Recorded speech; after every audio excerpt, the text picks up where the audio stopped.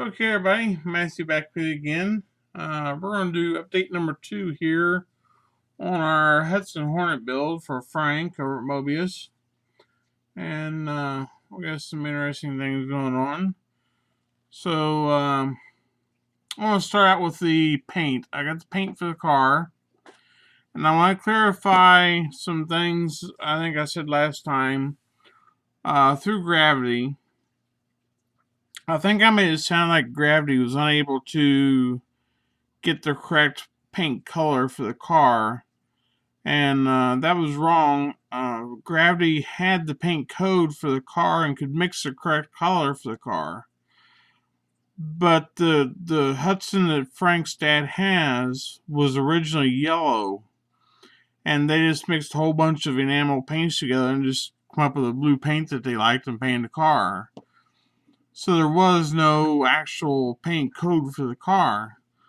So we were just kind of mixing colors to get the blue that came closest to the box art, and which is what we have here.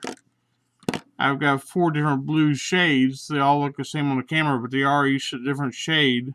And you see they're not even labeled. They just mixed me up four various blues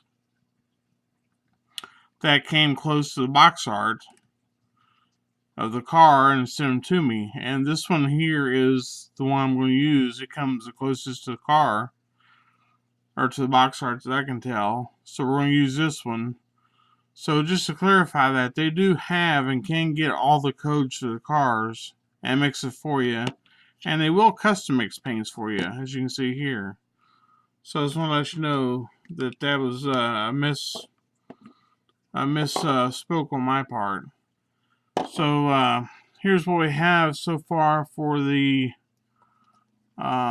get you down here for the Hudson. So far we have the motor.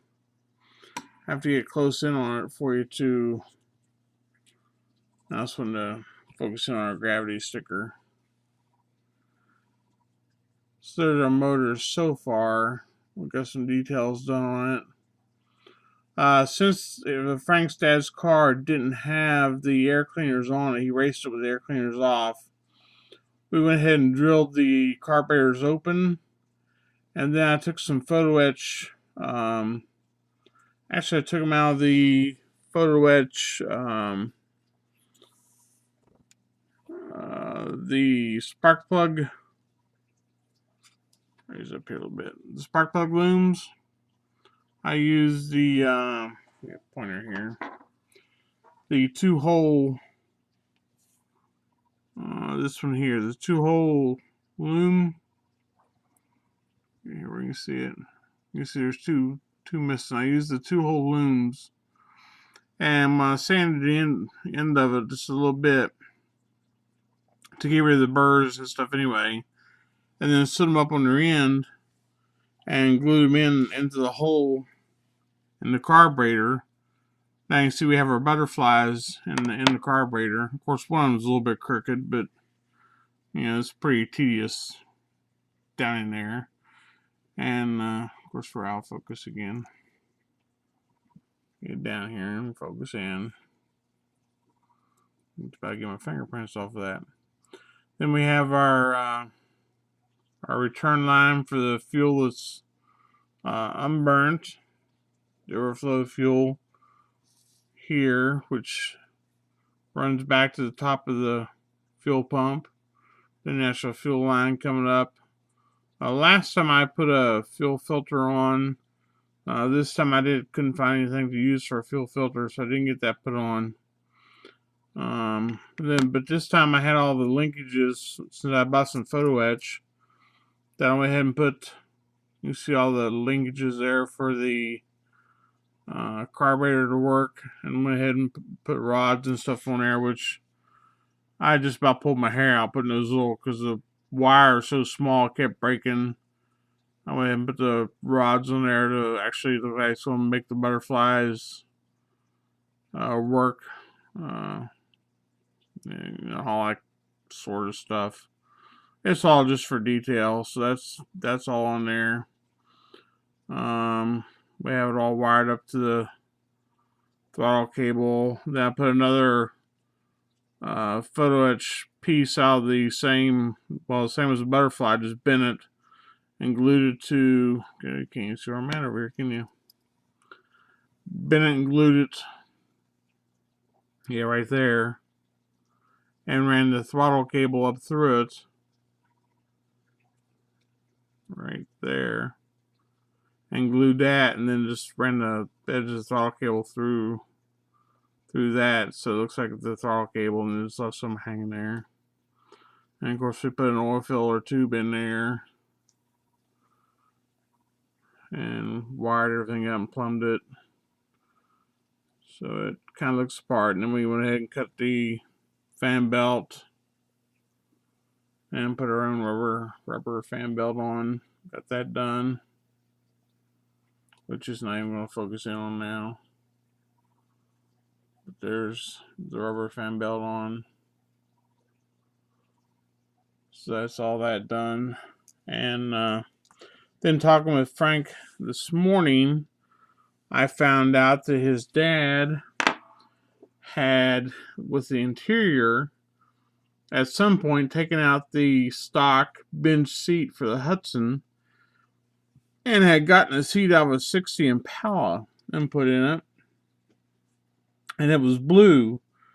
Whatever color the interior blue for a 60 Impala would have been was the color of the seat, and it was a 60 Impala bench seat. And that got me thinking while I'm back and went through my stash, and I actually had a 60 Impala from Revell back there. So I grabbed the bench seat, which anybody that knows me knows I don't take parts out of other kits. And this was a sealed kit, so I actually spent about an hour going back and forth whether I wanted to take this seat out of a sealed kit or not. But I thought to make a correct replica of the car, it needed this bench seat. So that's the bench seat out of the 60 Impala. So we're going to do it up in blue. I wish I had some interior pictures of the car so I would know more what it looks like. But so we're going to put this bench seat out of the 60 Impala in it.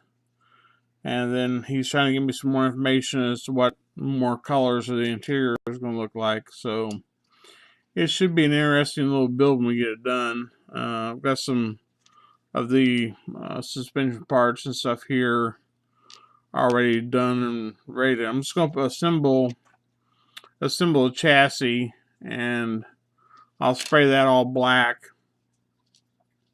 I think it would have been black originally, and just go ahead and assemble all this and spray that black.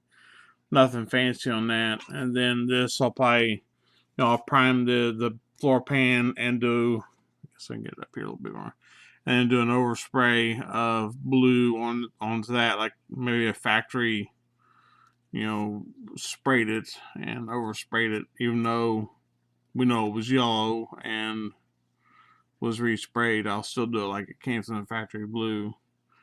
But so that's where we're at with the second installment of the Hudson Hornet. So stay tuned for our third installment. We'll hopefully have a running chassis here. I've got the rims ready to be dechromed. They're beautiful chrome rim. The chroming job on those are gorgeous, but they're I think a little too shiny. They look a little plasticky, but that's one of the most beautiful chroming jobs I've seen. But we're going to strip those and do them in our AK chrome.